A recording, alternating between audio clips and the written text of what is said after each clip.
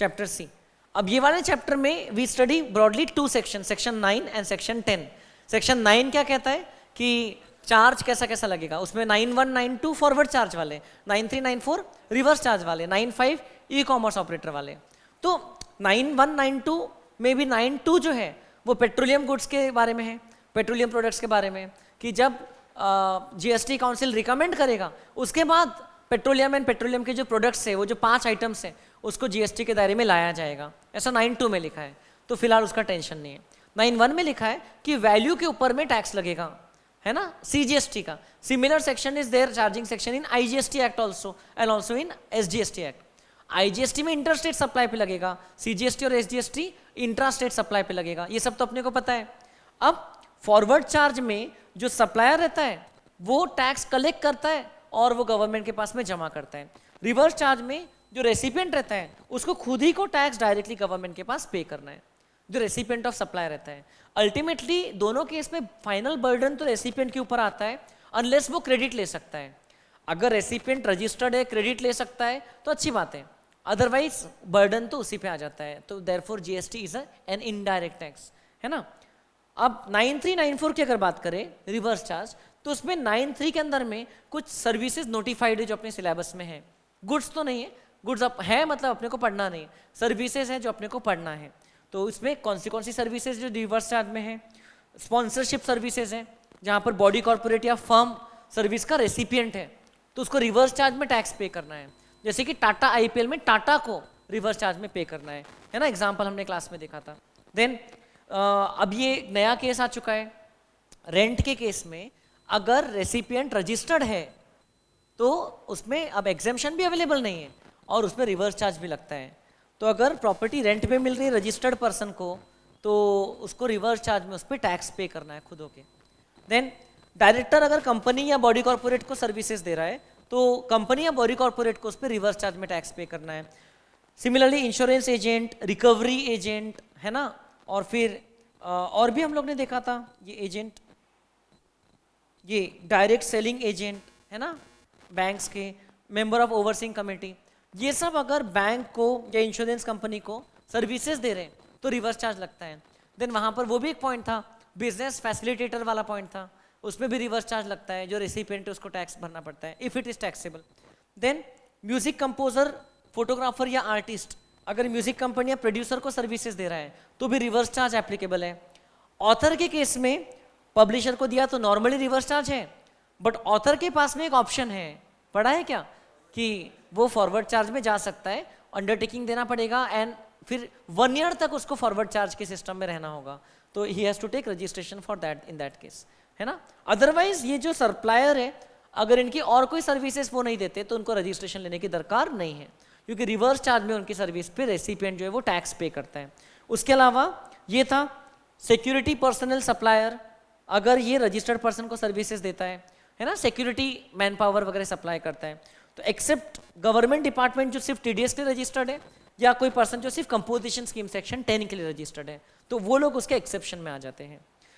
तो ये supplier should be any person other than body corporate and recipient should be any registered person, तो उस case में reverse charge लगता है। आपको जनरली केस बना करके पूछेंगे कि examine the person liable to pay tax in so and so case.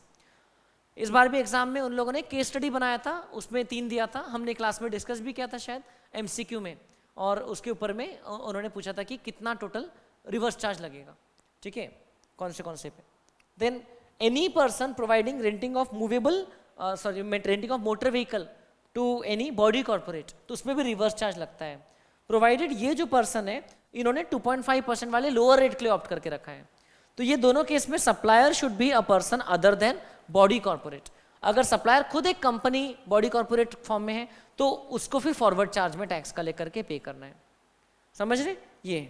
फिर ये एक स्पेशल केस हम लोग ने देखा था कि अगर कोई लैंड ओनर एफएसआई या टीडीआर ट्रांसफरेबल डेवलपमेंट राइट या लॉन्ग टर्म लीज पे डेवलपर को अपना प्लॉट अवेलेबल करवाता है और अगर वो उसी समय एग्जेम्प्ट है तो फिर बाद में डेवलपर एग्जेम्प्ट कब रहेगा, अगर बाद में कंप्लीशन सर्टिफिकेट के बाद वो बेचता है तो बाद में टैक्स लग जाता है, ठीक है, तो पहले एग्जेम्प्ट हो जाता है। एग्जेम्प्ट ही है तो फिर तो चार्ज की चिंता नहीं करना है, और ये बाद वाला तो फॉरवर्ड चार्ज है, उसमें रिवर्स चार्ज नहीं है। लेकिन अगर बाद में कंप्लीशन सर्टिफिकेट के बाद बेच रहा है, मतलब प्रॉपर्टी पूरी रेडी होने के बाद, तो फिर जीएसटी से बच रहा है, तो पहले स्टेप में एग्जेम्पशन नहीं मिलेगा, यहाँ पर जीएसटी लग जाएगा। लगेगा तो लगेगा, कौन सा चार्ज लगेगा? Reverse charge. मतलब इसमें developer will be the recipient of service who will be liable to pay tax. Similarly section 9(4) जो हम लोग ने देखा है, अब इसका शॉर्ट नोट्स में यहाँ नहीं लिखा है, सेक्शन 9(4) उसमें क्या है कि प्रमोटर ऑफ द प्रोजेक्ट जो रहता है, अगेन बिल्डर, उसको कुछ केसेस में रिवर्स चार्ज एप्लीकेबल हो जाता है ना। अगर वो इनपुट्स लेता है कितने, एक वहाँ पर है ना कि मिनिमम 80% अगर वो किससे लेता है, रजिस्टर्ड पर्सन से लेता है तो ठीक है, अगर शॉर्टफॉल है तो उसके लिए उसको रिवर्स चार्ज में पे करना पड़ता है।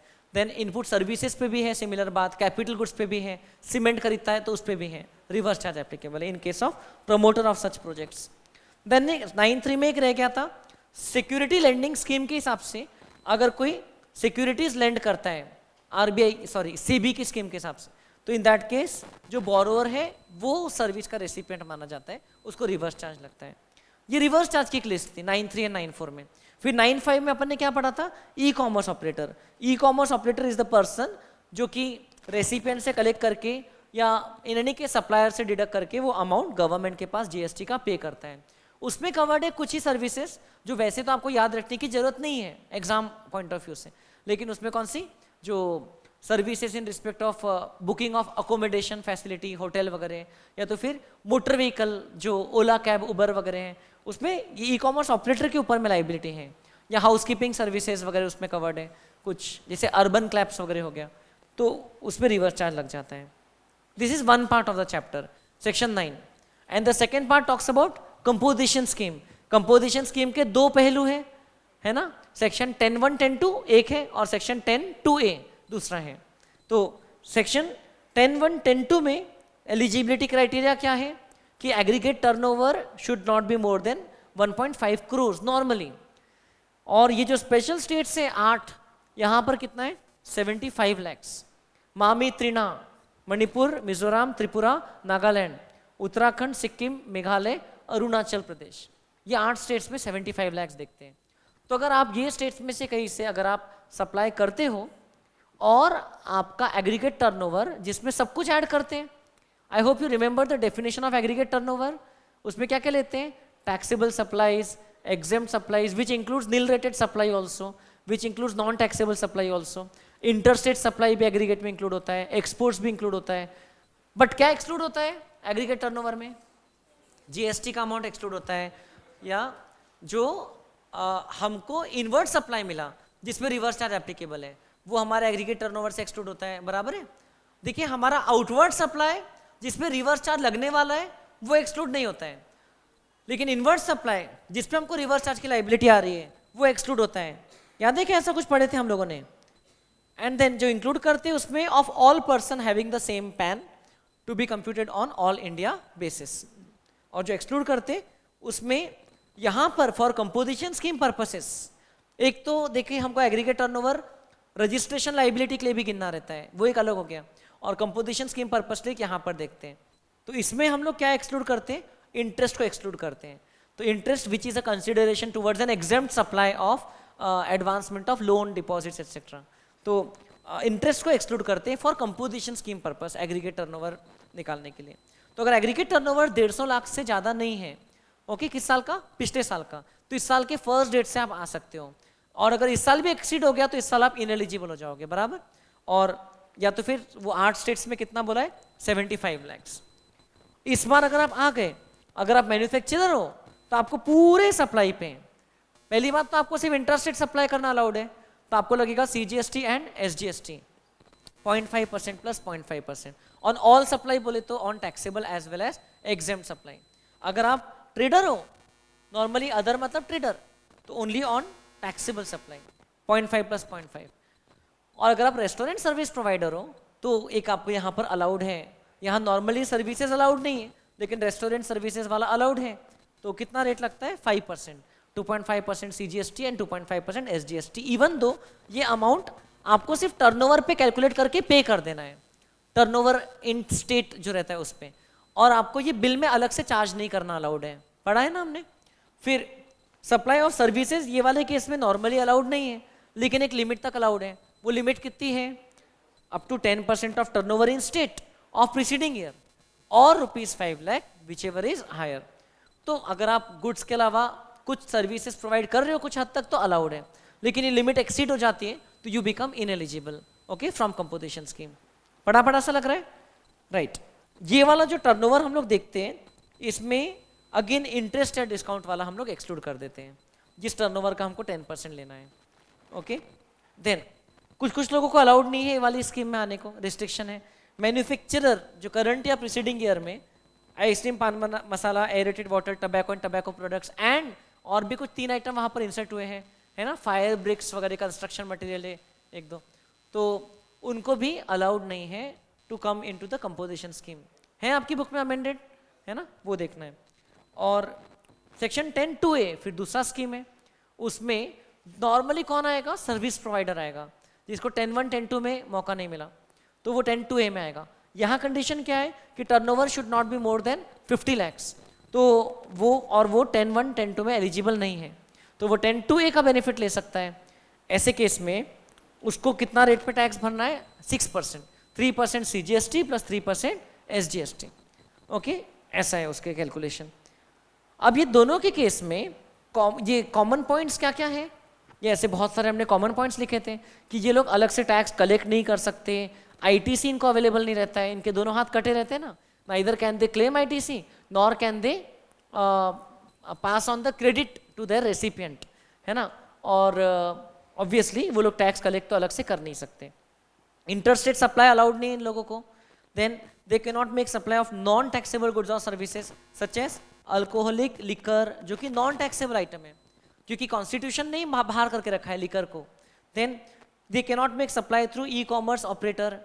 देख CTP और NRTP को ये वाला कंपोजिशन का बेनिफिट नहीं मिलता है, उनको तो एडवांस में रैदर रेगुलर स्कीम से टैक्स देना पड़ता है 5 days इन एडवांस, पढ़ा है ना हमने। देन 9(3) और 9(4) एप्लीकेबल है except for security man power वाला जो था, सिक्योरिटी पर्सनल सप्लाई वाला, वो वाला रिवर्स चार्ज नहीं लगता है, लेकिन बाकी सब रिवर्स चार्ज इनके इन्वर्ट सप्लाई पे इनको लगते हैं। So these people are very well registered persons but ये कंपोजिशन स्कीम में वर्क कर रहे हैं।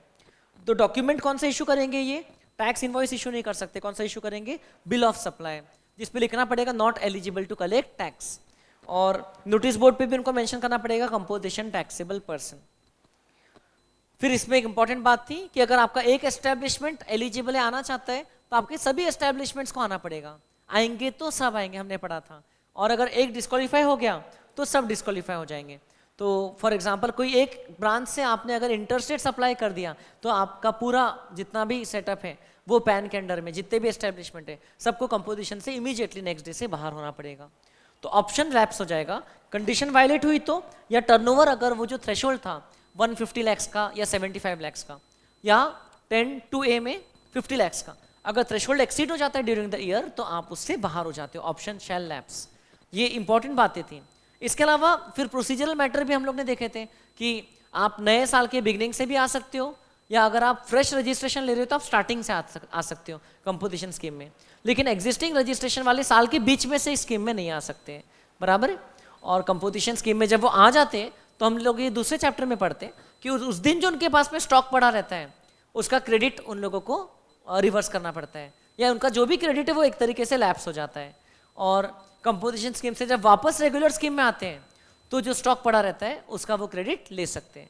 ये भी हम लोग ITC वाले चैप्टर में डिस्कस कर चुके हैं, करेंगे वापस रिवीजन में। अब यहाँ पर हम लोग क्या देखते हैं, एक छोटा सा पॉइंट कि टर्नओवर में क्या क्या इंक्लूड होता है। तो जब तक आप रजिस्टर्ड नहीं थे क्योंकि आपका टर्नओवर 20 लाख से ज़्यादा नहीं था तो वो टर्नओवर में एग्रीगेट में इंक्लूड होता है, लेकिन आपको टैक्स लगना शुरू होता है उसके बाद में कंपोजिशन स्कीम में, ओके। और उसके बाद में टैक्स कहाँ तक के लगता है? उसके बाद में जब तक के आप कंपोजिशन में एलिजिबल हो कंपोजिशन के हिसाब से लगता है। मान लो आप 10(2)(a में आए हो तो 50 lakhs तक के लगेगा, अगर आप 10(1), 10(2) में हो तो 150 lakhs का लिमिट है, तो फिर आपको उसके आगे कंपोजिशन में टैक्स लगते रहेगा। और अब वंस यू आर रजिस्टर्ड, अब अगले साल आप कंपोजिशन में एलिजिबल रहोगे क्या? नहीं, आपका टोटल रहोगे, रह सकते हैं, क्योंकि अभी तक के टोटल टर्नओवर कितना गया? से 80 lakhs गया 150 वाले से कंपेयर करते तो। लेकिन अगर 150 क्रॉस हो जाता है जिसमें ये भी गिनते हैं तो फिर आप अगले साल एलिजिबल नहीं रहोगे। इनफैक्ट उसी साल क्रॉस होने के बाद आपको रेगुलर स्कीम में शिफ्ट होना पड़ेगा। ये पढ़ा है हमने। अब ये जो है एग्रीगेट टर्नओवर में इंक्लूडेड होता है, लेकिन जीएसटी इस वाले पोर्शन पे नहीं लगता है जब आप अनरजिस्टर्ड थे। और ये दोनों जो टर्नओवर है, तो इसमें क्या होता है, एग्रीगेट टर्नओवर या जिस टर्नओवर पे टैक्स लगता है उसमें इंटरेस्ट एक्सक्लूड होता है। सो इंटरेस्ट वाले पोर्शन पे आपको टैक्स नहीं लगता है। टर्नओवर इन स्टेट या एग्रीगेट टर्नओवर, दोनों में से इंटरेस्ट वाला पोर्शन एक्सक्लूड हो जाता है for the purpose of eligibility criteria. और ये मैंने यहाँ पर भी लिखा था एग्रीगेट टर्नओवर में कि इंटरेस्ट वाला part it is a consideration towards an exempt supply, तो वो एक्सक्लूड हो जाता है। तो कंपोजिशन स्कीम एक बहुत इंपॉर्टेंट है पार्ट, आपको एग्जाम में भी इसके ऊपर बेस्ड बहुत क्वेश्चंस आएंगे। जैसे कि अपनी बुक में भी यहाँ पर बहुत सारे क्वेश्चंस आपने सॉल्व में देखा होगा, बहुत सारे क्वेश्चन कंपोजिशन स्कीम पे बेस्ड थे, है ना। ये एक क्वेश्चन क्विकली कर लेते हैं साथ में, पेज नंबर 20 पे, पेज नंबर C.20 पे क्वेश्चन नंबर 16। इसमें एक बार अपना एक क्विक एप्लीकेशन हो जाएगा। देखिए क्या है, mister Devlok a registered dealer is dealing in intrastate trading of electronic appliances in Jaipur. Intrastate, ठीक है, उसका टर्नओवर 130 लाख था और करंट ईयर उसने रिपेयरिंग सर्विसेज भी शुरू किया। Is he eligible? Yes, as per 10(1) and 10(2) eligible है, प्रोवाइडेड उसका इस साल टर्नओवर सर्विसेज वाला कितना रहेगा, मैक्सिमम 10%, 13 lakhs और 5 lakh whichever is higher, मतलब 13 lakhs, तब तक कि वो एलिजिबल है। पिछले साल वाले का 10% लेना है। Next, Messrs. Narayan and Sons, a registered dealer, is running a restaurant near City Palace in Jaipur. It has turnover of 140 lakhs in the preceding financial year. बताइए, एलिजिबल है, but in this year he has started dealing in intrastate trading of beverages in Jaipur, तो भी eligible है क्योंकि restaurant service provider पे तो कोई problem भी नहीं है। 150 lakhs उसको मिलता है और एज लॉन्ग एज उसका इस साल टर्नओवर 150 के ऊपर नहीं जाता है, तो वो दोनों टाइप की एक्टिविटीज कर सकता है। एंड दोनों एक्टिविटीज जो है उसकी इंट्रास्टेट है, क्योंकि रेस्टोरेंट वाले पे 5% लगेगा और ट्रेडिंग वाले पे 1% लगेगा, 0.5 + 0.5। Then Indrayan bros, a registered dealer, is providing restaurant services in Uttarakhand. It has a turnover of 70 lakhs। उसने इंट्रास्टेट इंटीरियर डिजाइनिंग भी शुरू कर लिया, रेस्टोरेंट सर्विसेज बंद कर दिया, तो अब वो 10(1) 10(2) से तो इनएलिजिबल हो जाएगा क्योंकि प्योर सप्लायर ऑफ सर्विसेज है। अब 10(2)A में चेक करेंगे एलिजिबल है क्या, नहीं है, क्योंकि उसका टर्नओवर कितना था, 50 लाख से ज्यादा था। ऐसा अपने को चेक करना है। एंड मुझे लगता है कि इसके बहुत चांसेस है, ये जो कंपोजिशन स्कीम है इस पे पूछने के चांसेस है काफी एग्जाम में। कंपोजिशन सप्लायर्स को बाकी भी बेनिफिट्स है ना, उनको रिटर्न फाइलिंग में भी बहुत छूट है, उनको सिर्फ क्वार्टरली एक स्टेटमेंट फाइल करना है, एनुअल एक रिटर्न फाइल करना है। टैक्स पेमेंट में भी उनको कोई मंथली नहीं है, उन लोगों को क्वार्टरली ही टैक्स पेमेंट करना है स्टेटमेंट के साथ में। और फिर रिकॉर्ड कीपिंग का उतना बर्डन नहीं है जितना बाकी लोगों पे ITC वगैरह का नहीं है। लास्टली क्या लिखा है, intrastate architect services, turnover of 40 lakhs, ये ले सकता है। कौन से सेक्शन में, सेक्शन 10(2)A है। CA फाइनल का क्वेश्चन, लेकिन बिल्कुल हम हमारे लेवल पे इसको टैकल कर सकते हैं क्योंकि हम लोग ने इसके हिसाब से पढ़ा है। तो बोलिए, ये चैप्टर में हमने 2 सेक्शन पढ़े, 9 और 10, तो उससे संबंधित और कुछ मेजर पॉइंट आपको लगता है डिस्कस करने लायक तो आप बता सकते हैं, है ना, एनीथिंग।